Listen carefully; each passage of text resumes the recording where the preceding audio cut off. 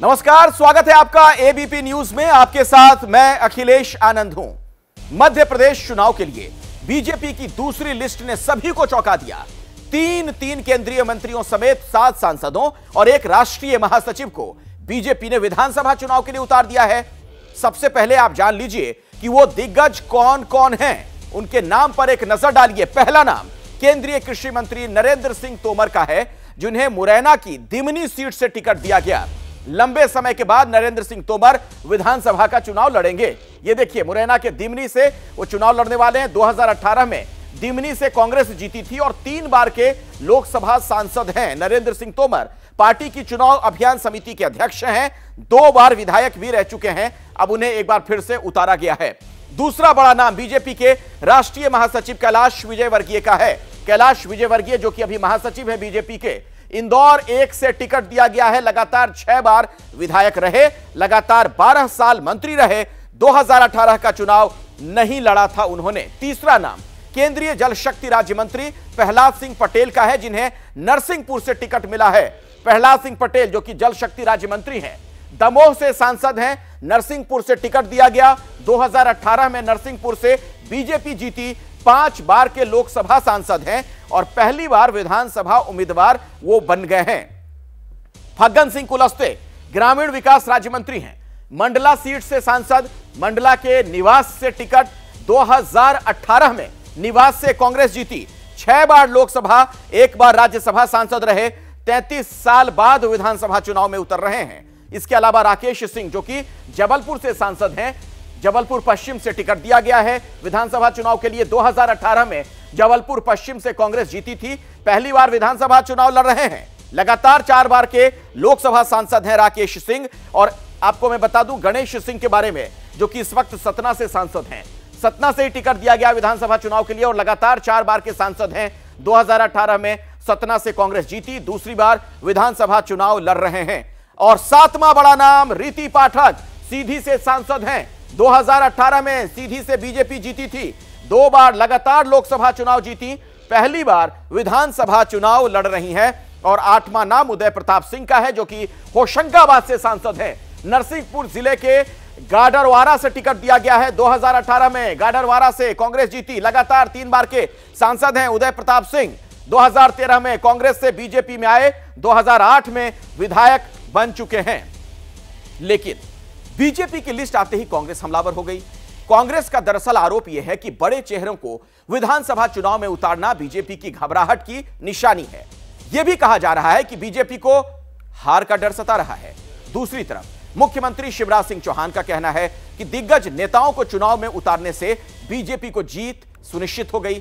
तो आज हुंकार में हम पूछेंगे यही सवाल, क्या दिग्गजों पर दांव जिताएगा चुनाव? लेकिन पहले जरा देखिए कैसे हो रहा है वार पलटवार।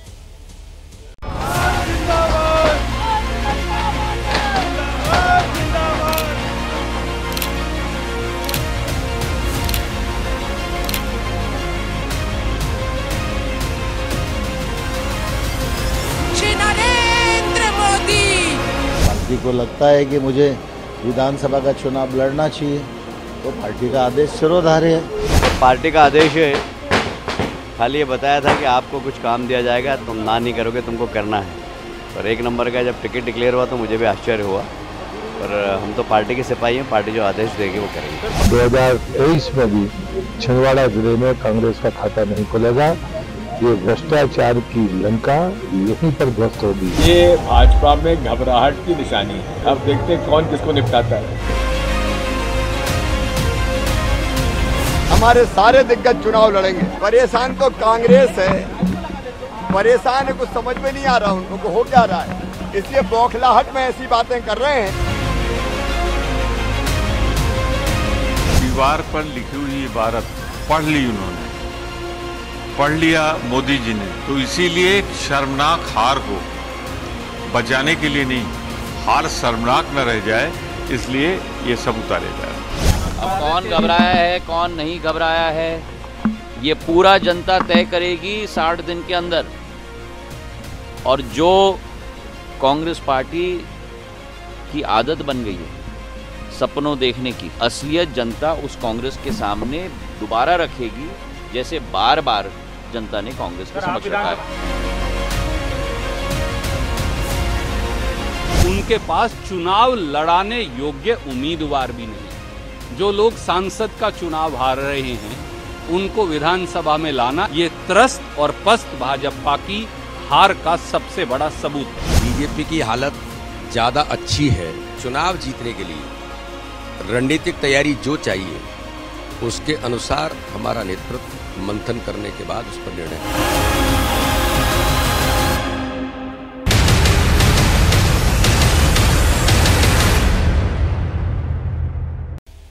तो देखिए, राजनीति का दरअसल यही मिजाज होता है, वार पलटवार तो होना ही है, लेकिन इसके मायने मतलब क्या है वो भी समझते हैं। मेरे साथ बीजेपी के प्रवक्ता के शर्मा जुड़ने वाले हैं। के मिश्रा कांग्रेस के प्रवक्ता हैं, उनसे भी हमारी बातचीत होगी। रामकृपाल सिंह जी वरिष्ठ पत्रकार हैं, उनसे भी बातचीत करेंगे। अभय दुबे भी हमारे साथ जुड़ रहे हैं, सीनियर जर्नलिस्ट, और संजय कुमार राजनीतिक विश्लेषक के तौर पर हमारे साथ मौजूद हैं। संजय जी, सबसे पहले आप ही के पास आना चाहूंगा। ये बीजेपी की जो रणनीति है, क्या आपको चौंकाती है या इसे सामान्य तौर पर देखें, इतने सारे सांसदों को विधानसभा चुनाव में उतार देना? नहीं अखिलेश, चौंकाती तो नहीं है, क्योंकि अगर आप बंगाल के चुनाव को याद करें, वेस्ट बंगाल के चुनाव को याद करें, वहां पर भी बीजेपी ने अपने कुछ मंत्रियों को चुनाव लड़ाया था। जो मंत्री केंद्र में मंत्री थे, विधानसभा का चुनाव लड़े। कुछ 1-2 MP थे जिनको चुनाव लड़ाया गया था। तो ऐसा नहीं है, चौंका नहीं रहा है। लेकिन हाँ, अब इसके अलग अलग मायने निकाले जा रहे हैं। एक मायना ये भी है कि बीजेपी घबराई हुई है। मुझे लगता है अपनी अपनी पार्टी को स्ट्रैटेजी बनाने का पूरा अधिकार है। बीजेपी अपनी स्ट्रैटेजी बना रही है। बीजेपी ये चाहती है कि सुनिश्चित करना चाहती है कि मध्य प्रदेश के चुनाव में उनकी जीत हो, और इसी के लिए बड़े नाम को वो चुनाव में उतारने की कोशिश की जा रही है। अब सवाल है कि क्या एक अच्छी परिपाटी है? मुझे नहीं लगता कि अच्छी परिपाटी है। MP को MLA का चुनाव लड़ाना, मंत्रियों को, केंद्र के मंत्रियों को MLA का चुनाव लड़ाना। लेकिन जैसा मैंने कहा, मैं दोबारा दोहराऊंगा, पार्टी की अपनी स्ट्रैटेजी है। पार्टी चुनाव जीतने के लिए चुनाव लड़ती है, हारने के लिए नहीं। पार्टी को जो स्ट्रैटेजी लगता है कि ये सफल होगा, उस स्ट्रैटेजी पर पार्टी जाती है। मतलब संजय जी, जो आप कह रहे हैं उस बात का मैं अर्थ ये निकाल सकता हूं कि राजनीति में, भारतीय राजनीति में पहले भी इस तरीके से होता रहा है, अलग अलग पार्टियां भी ये सब कुछ करती रही हैं। अभी हाल ही में बीजेपी ने किया था। मैंने बीजेपी का सीधा सीधा उदाहरण वेस्ट बंगाल के चुनाव में लिया। वेस्ट बंगाल के चुनाव में भी उन्होंने लगभग 4 या 5 MP अगर मंत्रियों को जोड़ के कहें तो उनको वेस्ट बंगाल के विधानसभा चुनाव में उतारा था। तो ऐसा करती रही है बीजेपी ने भी, हाल ही में किया, अन्य पार्टियां भी करती रही होंगी। इस वक्त मुझे बिल्कुल उदाहरण याद नहीं आ रहे, लेकिन सारी पार्टियां चुनाव जीतने के लिए चुनाव लड़ती हैं। अपनी अपनी स्ट्रैटेजी का हिस्सा है ये, बीजेपी की अपनी एक स्ट्रैटेजी का हिस्सा है। नहीं, आप बिल्कुल सही कह रहे हैं कि रणनीति के तहत ही बीजेपी ने ये किया है, और रणनीति तैयार करना हर पार्टी का अपना काम भी है, और वो पार्टियां करती भी हैं जिनमें उनको ज्यादा लगेगा कि जीतने के चांसेस हैं, संभावना है। लेकिन अगर किसी सांसद को विधानसभा का चुनाव लड़वाया जाए, मंत्री भी जो रह चुका हो, उसको कैसे देखा जाएगा? आम लोगों में क्या लगता है आपको कि इससे क्या संदेश जा सकता है या जाता है? मैंने तो कहा कि परिपाटी अच्छी नहीं है। ये कोई अच्छा ट्रेंड नहीं है कि कोई केंद्र में मंत्री हो और वो विधानसभा का चुनाव लड़ रहा हो। तो मैं कह रहा हूं कि एक सिस्टम के तौर पर एक अगर एक देखे कहें कि वो अच्छा नहीं है। और जनता में कैसा माहौल जाएगा? जनता में मुझे नहीं लगता कि बहुत फर्क पड़ता है जी, क्योंकि जनता अपने उम्मीदवार को देखती है और उन्हें लगता है कि अगर उम्मीदवार पसंद है, पॉजिटिव बहुत नहीं होता, लेकिन ऐसा नहीं है कि बहुत नेगेटिव बन रहा है माहौल कि इसको हम क्यों वोट दें, ये तो केंद्र के मंत्री हैं। बल्कि जनता को कई बार लगता है ये केंद्र के मंत्री हैं, हमारे यहाँ चुनाव लड़ने आए हैं, चुनाव जीत गए, पार्टी चुनाव जीत गई, तो ये राज्य में मंत्री बनेंगे और शायद हमारा फायदा होगा। तो जनता के नजरिए से बहुत कोई नेगेटिव इंपैक्ट नहीं पड़ता। ठीक है संजय जी, दोबारा मैं आपके पास लौटूंगा। मेरे साथ के मिश्रा साहब भी जुड़ गए हैं, आप कांग्रेस के प्रवक्ता हैं। के मिश्रा जी, आप लोग तो चुटकी लेने से बाज नहीं आ रहे हैं बीजेपी की इस रणनीति पर। क्यों आप लोगों को लग रहा है कि डर गई है बीजेपी? देखिएगा, मैं स्पष्टता कहूंगा कि कांग्रेस के जनाधार से और जनता का जो प्रतिसाद हमें मिल रहा है उससे भारतीय जनता पार्टी पूरी तरह भयभीत हो चुकी है। और उसी भयाक्रांत होने का प्रमाण उन्होंने कल बीती रात जो सूची जारी की है, उस सूची में अपनी कई तोपों को तमंचा बनाकर जारी किया है। और मैं उसके बावजूद भी कहना चाहूंगा कि वो सो-कॉल्ड तोप पराजित होंगे। स्पष्ट बहुमत वाली माननीय कमलनाथ जी के नेतृत्व में सरकार होगी। मिश्रा जी, आपने बड़ी बात कह दी। मुझे लगता है पहले इस पर मुझे एक रिएक्शन ले लेना चाहिए। के शर्मा जी भी जुड़ गए मेरे साथ, भारतीय जनता पार्टी के वरिष्ठ नेता प्रवक्ता के शर्मा जी। आपने सुना कांग्रेस के प्रवक्ता कह रहे कि कई तोपों को आप लोगों ने तमंचा बना दिया, लेकिन वो तमंचे भी हार जाएंगे। मैं मिश्रा जी की बातों पे हंसी सकता हूँ और क्या बोलूं अखिलेश जी, ये खुद ही स्वीकार रहे हैं कि वो तोप हैं और इसमें कोई दो मत नहीं है। वो नेता हैं, वो स्थापित नेता हैं जो कई बार सांसद का चुनाव जीत चुके और इनके तो सांसद को नाम भी शायद एक भी नाम नहीं होगा। तो स्थिति इनकी ये है वहां पर। तो ये क्या कहें, सच्चाई ये है कि इन नेताओं के उतरने से कांग्रेस में खलबली सी मच गई। हम तो 2 या 3 सूची आज को मिला ले तो 3 सूची जारी कर चुके और कांग्रेस के हालात ये हैं कि एक सूची कमलनाथ लेके घूम रहे, एक सूची दिग्विजय सिंह लेके घूम रहे और एक सूची जो है राहुल गांधी लेके बैठे हैं दिल्ली में। और यहां से दिल्ली तक भाग दौड़ हो रही है, कोई सूची तक जारी नहीं हो रही है और रणदीप सुरजेवाला सबको छुपाने में यहां लगे हुए। और अंतर कला इस लेवल का है इनके यहाँ कि आप सोच नहीं सकते। मैं तो भोपाल में ही बैठा हुआ तो और पिछले 10 दिनों से हूं, मैं तो देख के हैरान हूं। जन आपको शायद यात्रा इन्होंने एक निकाली, उसमें इनकी पार्टी का ही आक्रोश दिख रहा है। कहीं पर लाठियां चल रही हैं, कहीं पर जो है कुर्सी से मारामारी हो रही है, गुटबाजी हो रही है। एक जगह तो रिवॉल्वर चल गया। मिश्रा जी से पूछिए क्या हालत हो रहे हैं इनके, जवाब दीजिए मिश्रा जी। के मिश्रा जी, ये स्थिति कमलनाथ गायब। ऐसा ना हो कि आप ये तोप और तमंचे की जो उपमा दे रहे हैं इसमें फंसे रह जाइए। देखिएगा आदरणीय के साहब की अनुगूंज इतनी जोर से सुनाई दे रही थी मुझे, क्योंकि शब्द मुझे समझ नहीं आ रहे थे।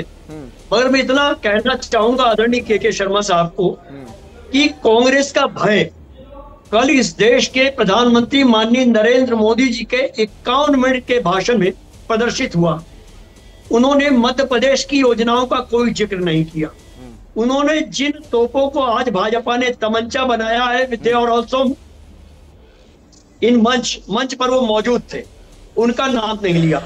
18 साल से जो मध्य प्रदेश के मुख्यमंत्री हैं उनका नाम नहीं लिया। उन्होंने इस बात का संकेत पहले ही दे दिया था कि इन तोपों को मैं आज शाम को ही तमंचा बनाऊंगा।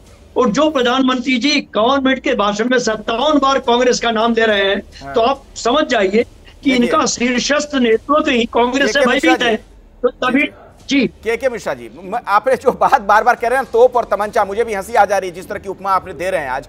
मैं उसी से जोड़कर रामकृपाल जी से एक सवाल पूछना चाहूंगा, सीनियर जर्नलिस्ट है हमारे साथ मौजूद हैं। रामकृपाल जी, अगर कांग्रेस के प्रवक्ता खुद मान रहे हैं कि ये लोग तोप है जो वहां उतरने जा रहे हैं, तो तोप से गोला दगेगा तो क्या इन्हें नुकसान नहीं होगा?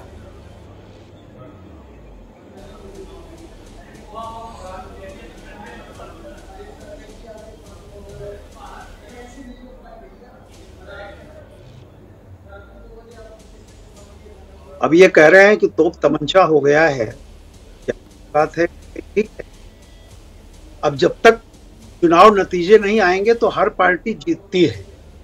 लेकिन जहां तक जो बीजेपी की स्ट्रेटजी है, मैं अगर उस पर ये बात कहूं तो बीजेपी की स्ट्रेटजी बहुत सही है। देखिए, याद कीजिए 2014 में भी जब बीजेपी जीती थी, उसके बाद से तुरंत मध्य प्रदेश, महाराष्ट्र और हरियाणा के चुनाव हुए थे और दोनों में कोई चेहरा नहीं था। दोनों में वो चेहरे बाद में आए। पूरी बीजेपी की स्ट्रेटजी है। बीजेपी, मोदी जी भी अच्छी तरह जानते हैं कि 17-18 साल से पार्टी है और कोई जरूरी नहीं है कि एंटी इनकम्बेंसी पार्टी के खिलाफ हो। एंटी इनकम्बेंसी किसी पर्सन के खिलाफ भी हो सकती है। तो जो मध्य प्रदेश में है, बहुत बीजेपी फूक फूक के कदम रख रही है और जो भी उसने फैसले लिए हैं, अब तक मैं समझता हूँ उसकी रणनीति के तहत बिल्कुल सही फैसले लिए गए हैं। और अगर मध्य प्रदेश में आपको 18 साल के बाद फिर कोई विजय प्राप्त करनी है तो निश्चित तौर पर आप कोई चीज उठा नहीं रखेंगे। देखिए, इस समय कांग्रेस और बीजेपी में एक फर्क है। कांग्रेस को जो है वो खोने की चिंता नहीं है, केवल पाने की चिंता है। खोने का डर उसका खत्म हो चुका है, केवल पाने की चिंता है। बीजेपी को क्या है, खोने का भी डर है और पाने की भी चिंता है। दोनों पार्टियों का फर्क है, तो स्ट्रेटजी भी थोड़ी थोड़ी फर्क में नहीं वो तो ठीक है रामकृपाल जी, मैं समझता हूँ कि ये रामकृपाल जी आप जो विश्लेषण कर रहे हैं ठीक है, लेकिन मेरा एक सवाल है, मैं अभय दुबे जी के पास अभी सवाल के साथ आना चाह रहा हूँ। देखिए अभय जी रिकॉर्ड सब इस बात, ठीक है रामकृपाल जी आऊंगा आपके पास। अभय जी मेरा सवाल दरअसल ये है कि अगर बीजेपी इतने कद्दावर नेताओं को, सांसदों को, मंत्रियों को विधानसभा के चुनाव में उतार रही है, तो क्या इससे एक संदेश ये नहीं जा रहा है कि कहीं ना कहीं बैकफुट पर है बीजेपी, जैसा कि कांग्रेस आरोप लगा रही है? शायद एक डर है, इसीलिए इस तरह से ये कदम उठाए जा रहे हैं, अप्रत्याशित कदम।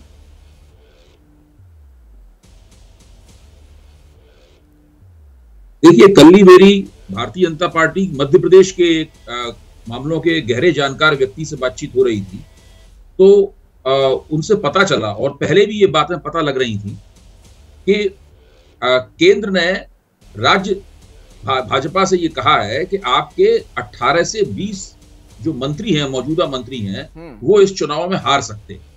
जैसा भी रामकृपाल जी कह रहे थे कि व्यक्ति यानी उम्मीदवारों के खिलाफ गहरी एंटी इनकम्बेंसी वहां हो सकती है। तो अगर केंद्र को पता है ये कि इतने मंत्री वहां चुनाव हार सकते हैं, तो जाहिर है कि उनको फिर टिकट देने की बजाय या वैसे मंत्रियों को टिकट देने की बजाय कुछ ऐसे लोगों को उतारना उनके लिए जरूरी है जो कि चुनाव जीत सकते हैं। तो उन्होंने इसलिए मध्य प्रदेश की राजनीति के जो पुराने खिलाड़ी हैं, जो कई बार विधायक भी रह चुके हैं, सांसद भी रह चुके हैं, केंद्र में मंत्री भी हैं, तो उनको उन्होंने वहां उतारा है। तो इस लिहाज से ये रणनीति उस गैप की भरपाई के रूप में मैं देखता हूं जो वहां पर 18 साल से शिवराज सिंह चौहान की जो सरकार है उसके खिलाफ जो एंटी इनकम्बेंसी है, उसकी वजह से वो अंतराल वहां पर पैदा हुआ है। तो ये रणनीति इसलिए केंद्रीय आला कमान ने अपनाई है। अब सवाल ये है कि रणनीति सफल होगी कि नहीं सफल होगी। क्या केवल एंटी इनकम्बेंसी स्थानीय लोगों के खिलाफ है या पूरी सरकार के खिलाफ एंटी इनकम्बेंसी है? तो ये सब चीजें तो चुनाव नतीजा बताएगा। लेकिन मुझे ये लगता है कि भारतीय जनता पार्टी, संजय जी ने कहा कि ये कोई बहुत उम्दा ऐसी परिपाटी नहीं है इसकी बड़ी भारी प्रशंसा की जाए। ये परिपाटी भाई जो केंद्र में मंत्री है, अभी लोकसभा के चुनाव भी होने वाले हैं, अगर वो विधानसभा का चुनाव हार गया तो समझो उसका कैरियर तो गया काम से। तो ये अपने आप में काफी, जो हिमाचल, जो पश्चिम बंगाल में जिन लोगों को उतारा था, आप देखिए उनकी क्या हालत हुई। बाबुल सुप्रियो उस वक्त भाजपा की तरफ से चुनाव लड़े थे, आज वो टीएमसी में है, चुनाव भी हारे और उनका केंद्रीय मंत्री पद भी गया। ठीक है। एक स्वपन दास गुप्ता जो राज्यसभा के सांसद थे, ना वो राज्यसभा के सांसद हो पाए, ना वो विधानसभा का चुनाव विधानसभा में जीत पाए। तो ये सारी समस्याएं इस तरह के निर्णयों के साथ में होती हैं। ठीक है, लेकिन यहां से एक सवाल खड़ा होता है के मिश्रा जी, ये बताइए मुझे जरा, ये देखिए हर पार्टी का अधिकार है उसको चुनाव जीतने के लिए क्या करना है, क्योंकि राजनीति व्यवहारिकता से होती है। ठीक है, अगर बीजेपी को लगता है कि इस तरीके के प्रयोग से फायदा हो सकता है तो बीजेपी ये कर रही है। इसमें आप लोगों को आपत्ति क्या है? क्यों आप लोग मजे ले रहे हैं, चुटकी ले रहे हैं, तंज कर रहे हैं? नहीं, मुझे कोई आपत्ति नहीं है, ना ही मेरी पार्टी को आपत्ति है। मगर अभय दुबे साहब जैसा अभी बता रहे थे कि भारतीय जनता पार्टी के ही शीर्षस्थ नेता से उनकी चर्चा में जो उन्होंने अभय दुबे साहब को बताया है कि 15 से 20 मंत्री हार सकते हैं, यानी यह मेरा आरोप स्पष्ट हो रहा है कि भाजपा इस बात को स्वीकार कर रही है कि उनके 15-20 मंत्री हार रहे हैं। मध्य प्रदेश में चुनौती एक अलग किस्म की है भाजपा को। मुख्यमंत्री जी का चेहरा एंटी इनकम्बेंसी का शिकार है। मंत्री जैसा कि अभी अभय दुबे साहब ने कहा कि 20-25 मंत्री हार रहे हैं, 15-20 मंत्री हार रहे हैं।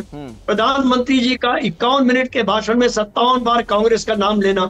तो यहाँ भारतीय जनता पार्टी मंत्री, मुख्यमंत्री सभी के लिए तो इनकम्बेंसी है, तो किसके चेहरे पर भाजपा चुनाव लड़ेगी? और जो भारतीय जनता पार्टी के स्टार चेहरे होते हैं, जो भारतीय जनता पार्टी के लिए प्रचार करते हैं, उन सबको टिकट दे दिया है, तो क्या मायावती जी सब प्रचार कर पाएगी भाजपा? नहीं तो जो, अरे भाई, तो जिनको टिकट दे दिया गया वो प्रचार नहीं करेंगे क्या खुद के जीतने के लिए, या दूसरी जगह पर नहीं जाएंगे? क्या दिक्कत है उसमें?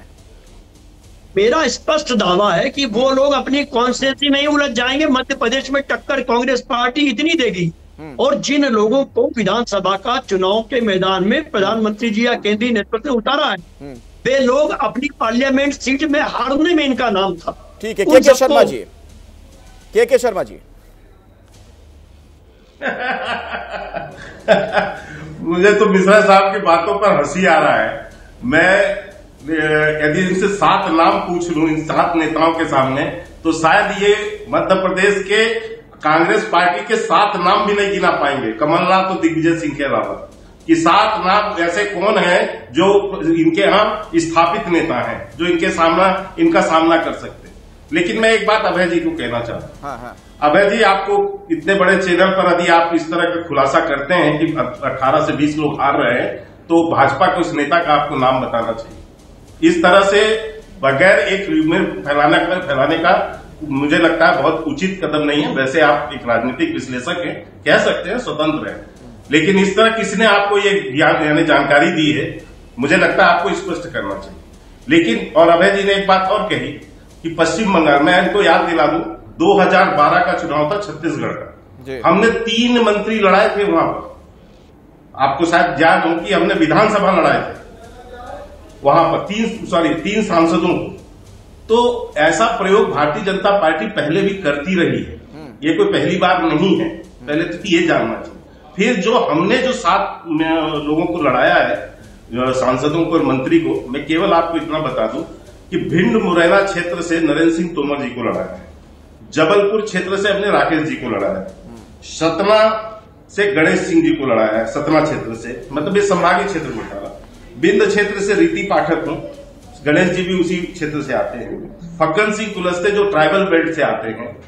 सागर संभाग प्रहलाद पटेल जी, इंदौर उज्जैन कैलाश विजयवर्गीय जी और राव उदय प्रताप सिंह जी जो होशंगाबाद के नर्मदा क्षेत्र से आते हैं। ठीक है, देखिए ये एक रणनीति है और एक अच्छी कि सभी संभागीय क्षेत्रों में हमने बड़े चेहरे अपने उतारे हैं, सेनापतियों को उतारा है जो पूरे क्षेत्र में अपना असर रखते हैं। हालांकि वो पूरे प्रदेश के कैंपेनर है, पर पूरे क्षेत्र में भी उनका वहां पर लड़ने से पूरे क्षेत्र में एक तरह का वातावरण भारतीय जनता पार्टी के पक्ष में बनेगा। एक बात एंटी इनकम्बेंसी की थी, मैं केवल अखिलेश जी आपको याद दिलाऊं। आज एक मिनट बस इतना दे दीजिए, संजय जी भी बैठे हैं, शायद उस डिबेट में अभय जी भी थे। आपका 1-1.5 महीना पहले एक सर्वे आपने दिखाया, उस सर्वे में आपने क्या दिखाया कि हम कांग्रेस पार्टी और भारतीय जनता पार्टी दोनों लगभग बराबर है, 2-3 सीटों का जीत हार में अंतर है। मैं पूछना चाहता हूं इनसे, अभय जी से, कि यदि इतनी बड़ी एंटी इनकम्बेंसी जो है तो हम बरोबर में 18 साल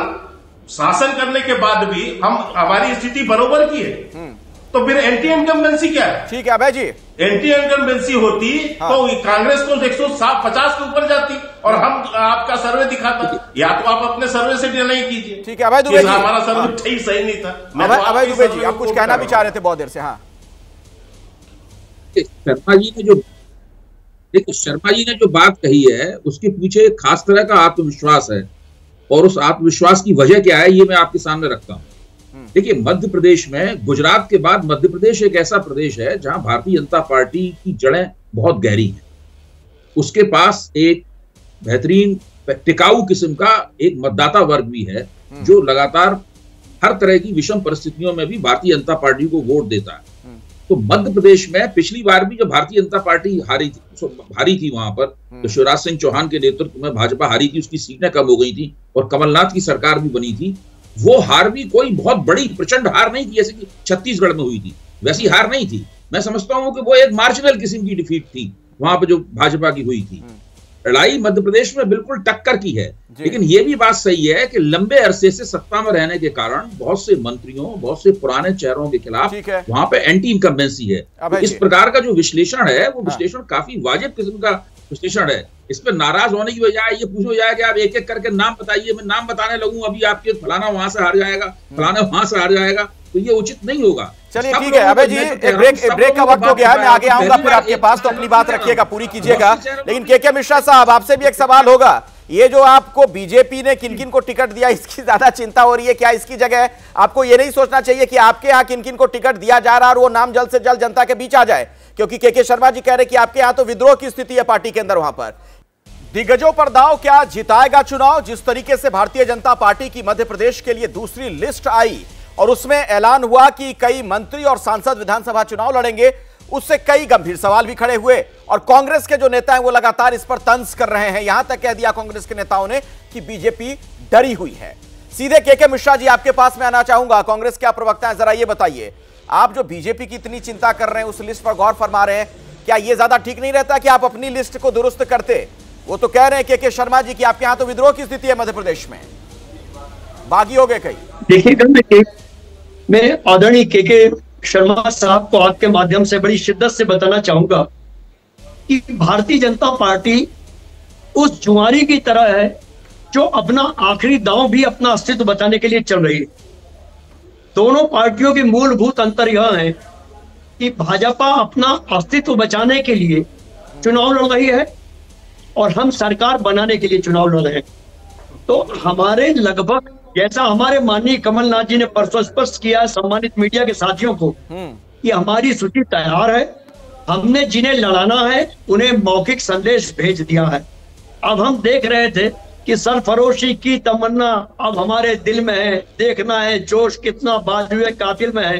तो हम चाह रहे हैं कि इनके पहलवान सामने आ जाए तो हमारे पहलवान खम ठोक कर समरांगण में उनसे लाल मट्टी में लड़े। नहीं तो इनके पहलवान तो सामने आ ही रहे ना, इनके पहलवानों की लिस्ट तो सामने आ ही रही है और आप कह रहे हैं कि मौखिक तौर पर बता दिया गया है आपके यहाँ जो जो चुनाव लड़ने वाले हैं। लेकिन ये मौखिक बताने का क्या मतलब? इसका मतलब कहीं ना कुछ डर तो है कि कहीं अंतर कलह ना हो जाए, कोई झगड़ा ना हो जाए कुछ। मैं वही आपसे प्रार्थना कर रहा हूँ कि भाजपा अपना अस्तित्व बचाने के लिए इलेक्शन लड़ रही है और हम लोग सरकार बनाने के लिए लड़ रहे हैं। तो हम पूरी गोपनीयता बड़ी शिद्दत के साथ मेंटेन कर रहे हैं। भारतीय जनता पार्टी को जैसा साहब ने कहा था खोना क्या है, उन्हें सिर्फ बचाना है, हमें बनाना है। तो हमें जब निर्माण करना है तो हम उसको देखेंगे ईंट कौन सी होगी, सीमेंट कौन सी होगी, सरिया किस एमएम का लगेगा, तो हम उस हिसाब से मैदान में आ रहे हैं। आप उदाहरण बहुत बढ़िया देते हैं वैसे के मिश्रा जी, तोप तमंचे से लेकर यहाँ तक जो आपने तमाम उपमाएं दे दी। के शर्मा जी, आप सुन रहे हैं ना, गोपनीयता इसलिए बढ़ती जा रही है क्योंकि सरकार बनाने वाले हैं वो लोग। नहीं, मुझे तो आपके करोड़ों दर्शक मिश्रा जी की बातों को सुन रहे होंगे और शायद मुझे वो विश्लेषण भी कर रहे होंगे कि जो पार्टी 18 साल से सत्ता में है और वहां के दो बार लगभग सारे सांसद जो है भारतीय जनता पार्टी के जीतते हों जिस प्रदेश में, वो अपनी राजनीतिक अस्तित्व बचा रही है। जो 20 साल से सत्ता से बाहर है वो बता रहे हैं कि हम पहलवान हैं।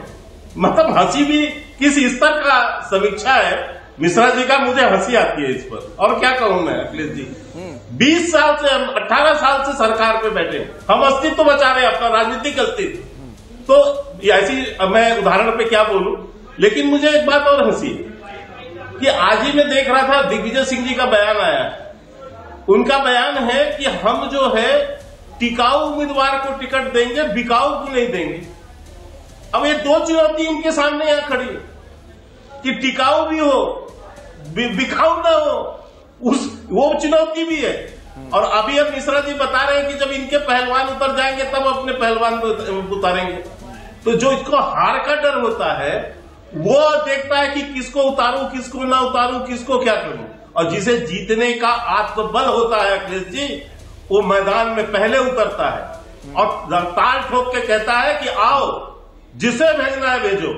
तो मिश्रा जी, कौन डरा हुआ है और कौन आत्मबल से भरा हुआ है, ये तो पूरी देश और पूरी जनता देख रही है। मैं मिश्रा जी, मैं 2 प्रश्न पूछा, दोनों का उत्तर आपने नहीं दिया। मैंने पूछा था कि दिग्विजय सिंह का फोटो क्यों बाहर कर दिया आप लोगों ने उस अपने जन आक्रोश यात्रा से?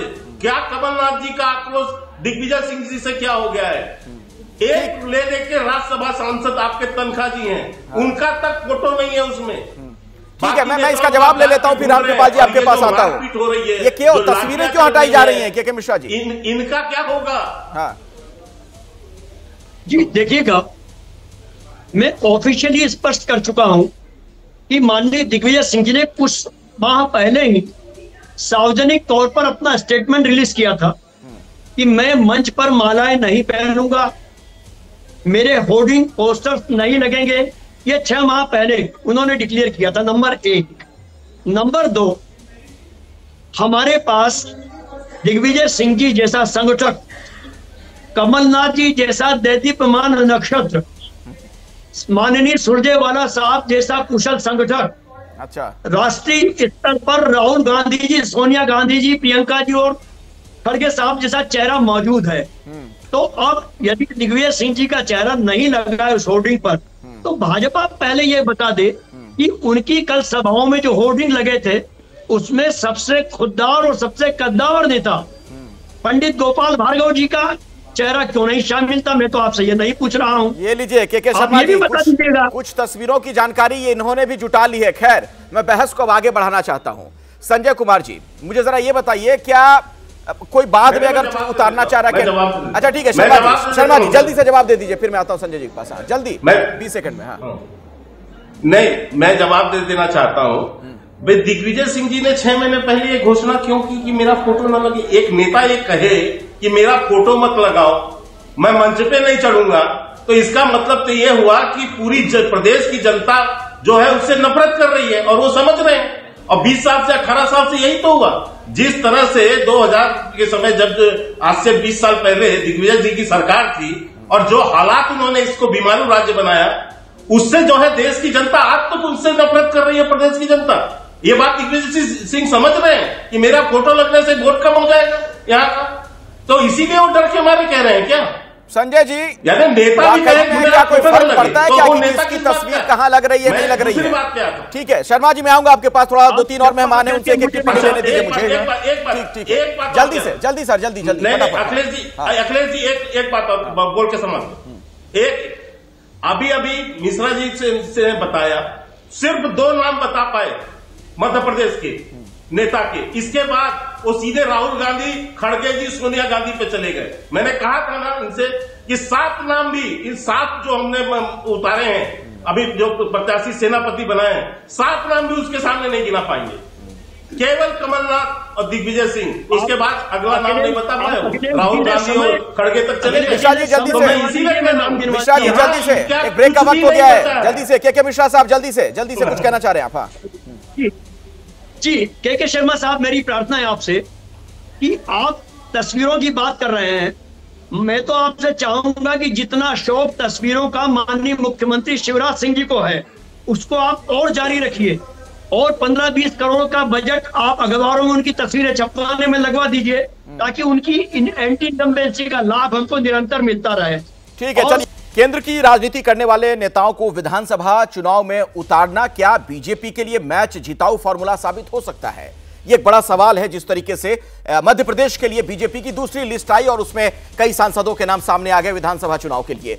संजय कुमार जी, इसके पीछे आपको क्या सोच नजर आ रही है बीजेपी की?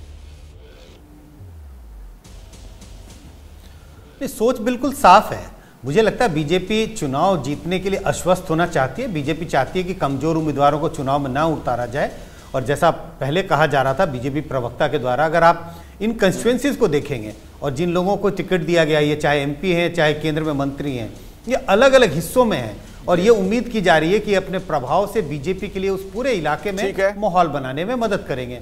तो स्ट्रेटजी तो बिल्कुल साफ है कि ये बीजेपी को चुनाव, लेकिन जो लोकल लीडरशिप है रामकृपाल जी, उस पर इसका क्या असर होगा? फिर सवाल तो ये भी है। मैं एक बात को कहता हूं कि जो नंबर 1 होता है, चाहे वो राजनीति में हो चाहे कारपोरेट में, उसके सामने दोहरा संकट होता है। एक तो सब उसकी नकल कर लेते हैं, इसलिए उसको हमेशा एक नई रणनीति बनानी पड़ती है। वो उस गाय की तरह होता है जिसे लगातार कहीं ऐसी जगह भागनी है कि दूसरा पीछा न कर सके। तो बीजेपी उसी रूप में कार्य कर रही है। दूसरी बात जो मिश्रा जी अभी कह रहे थे, बिल्कुल वो सही कह रहे थे कि एक जो है अपने अस्तित्व की लड़ाई के लिए है, और दूसरा जो है वो। सर मैं बीच में रोक रहा हूं आपको, चूंकि समय नहीं। मैं अभय दुबे जी से भी ये कमेंट लेना चाह रहा हूं। आखिरी कमेंट अभय जी आपसे मैं चाहूंगा इस पर, बीजेपी को इस स्ट्रेटजी का कितना फायदा होता हुआ आप देख रहे हैं?